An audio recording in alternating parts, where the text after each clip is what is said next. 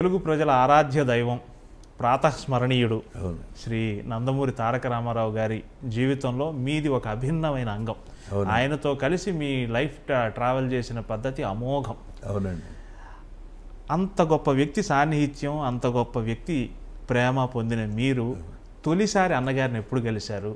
ఆ విశేషం మాతో పంచుకోండి సార్ ప్లీజ్. రామారావు గారితో కలిసి పని చేయటం అనేది పూర్వజన్మలో చేసుకున్న సుకృతం అండి.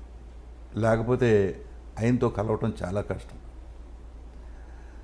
నేను స్టేజ్ ఆర్టిస్ట్ని. దాదాపు ఒక 100 నాటికలు కానీ నాటకాలు కానీ వేశాను ఎప్పటి నుంచో.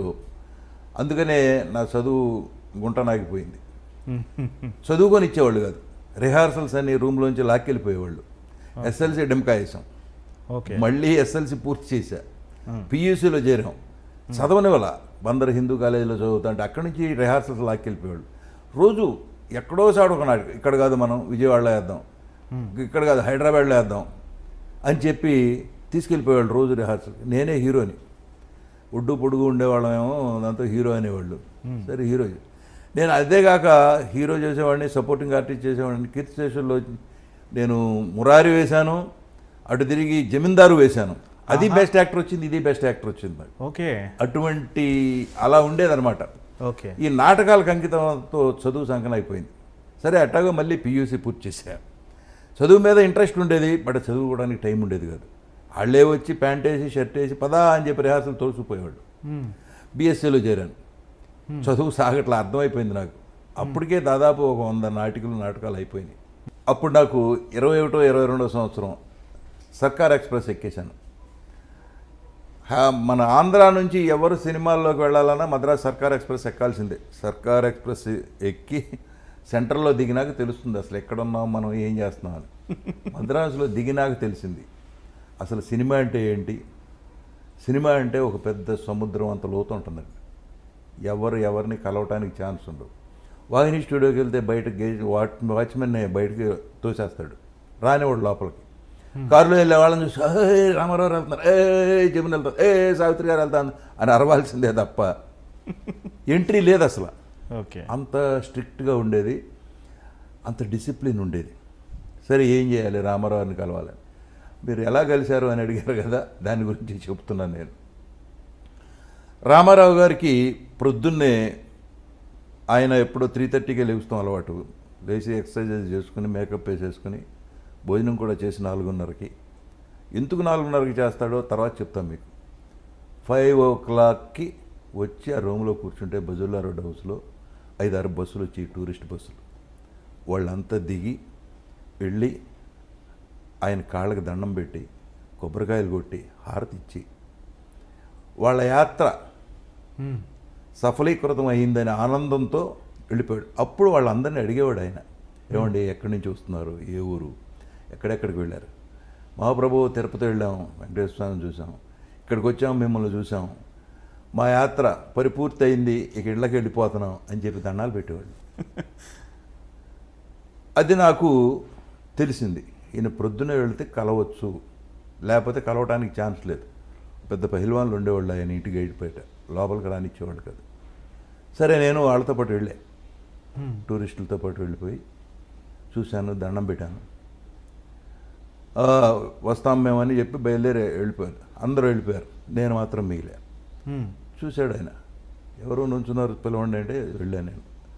ఏమయ్యా ఎవరు నువ్వు, ఏమిటంటే నేను ఇలా ఆర్టిస్ట్ని, సినిమాలో వేషాలు వేద్దామని వచ్చాను.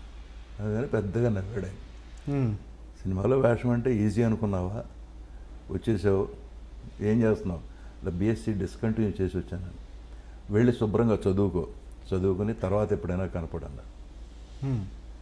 సరే నాకు చిన్న కళ్ళమ్మటి నీళ్లు తిరిగినాయి, బయటకు వచ్చేసి మళ్ళీ 4 రోజులు ఆగి మళ్ళీ వెళ్ళా. మళ్ళీ అయితే సేమ్ టూరిస్టులు, సేమ్ సీన్, హారతి ఇవ్వటం, కొబ్బరికాయలు కొట్టడం అవన్నీ చూసి అక్కడే మంచి. సరే అందరూ వెళ్ళిపోతున్నారు. వెళ్ళిపోయేటప్పుడు నా ఎంక చూశాడు. ఆయనకి ఎంత మెమరీ అంటే ఒకసారి చూశాడంటే అసలు మర్చిపోడు ఎవరిని. ఓకే, ఏమిటయా మళ్ళీ వచ్చావు, నేను వెళ్ళిపోమన్నాను కదా, చదువుకోమన్నాను కదా అన్నాడు.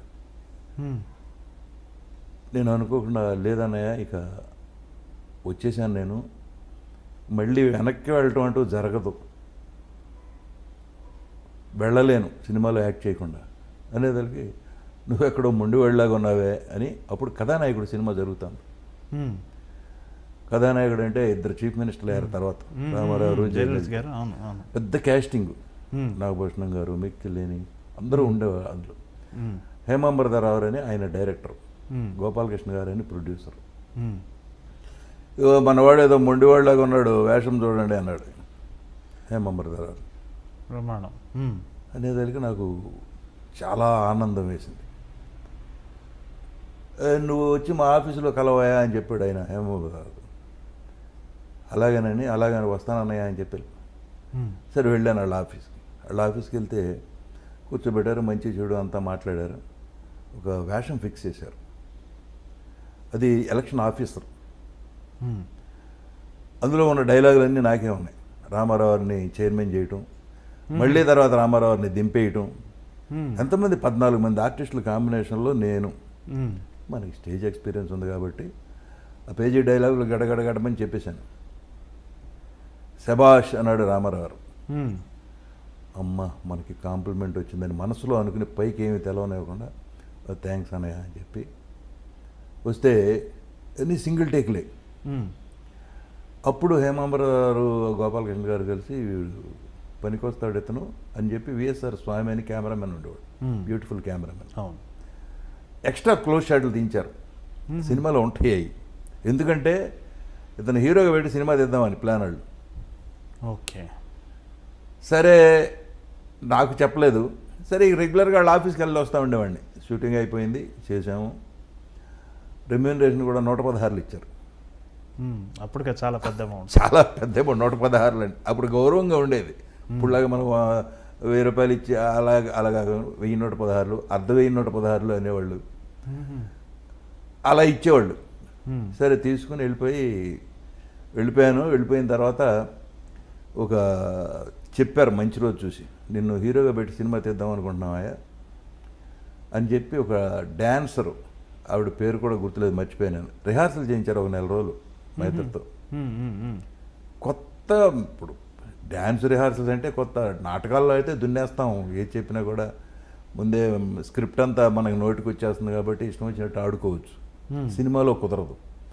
ఆ కొంచెం ఫ్రేమ్లోనే అంతా యాక్ట్ చేయాలి. అక్కడే ఎక్స్ప్రెషన్ చూపించాలి, నీలో ఏముందో అక్కడే చూపించాలి. అన్ని బాధలు ఉన్నాయి. సరే ఆ తర్వాత రెగ్యులర్గా రామారావు షూటింగ్కి వెళ్ళేవాడిని నేను. ఈ ట్రైనింగ్ తీసుకోవటం కన్నానండి చూసి నేర్చుకోవటం చాలా ఉంది. ఒక ఆర్టిస్టు యాక్ట్ చేస్తా అంటే చూసి నేర్చుకోవడం అనేది అద్భుతం. బోల్డ్ నేర్చుకోవచ్చు. ఎవరి దగ్గరికన్నా వెళ్ళి ట్రైనింగ్ డైలాగ్ ఎలా చెప్పాలో నేర్చుకుని అది దానివల్ల బాణం వేయటం, అది ఏమి గాలిలో బాణమే, అది మనకి పెద్ద ఉపయోగం ఉండదు. చూసి నేర్చుకోవడంలో ఎక్కువ ఉంటుంది. అందుకని ఎక్కువ సినిమాలు షూటింగ్ జరిగే చోటుకి వెళ్ళేవాడిని నేను. సినిమాలు ఎక్కువ చూసేవాడిని. ఎవరు చేశారు, ఆయన ఎలా చేశాడు, ఈయన ఎలా చేశాడు.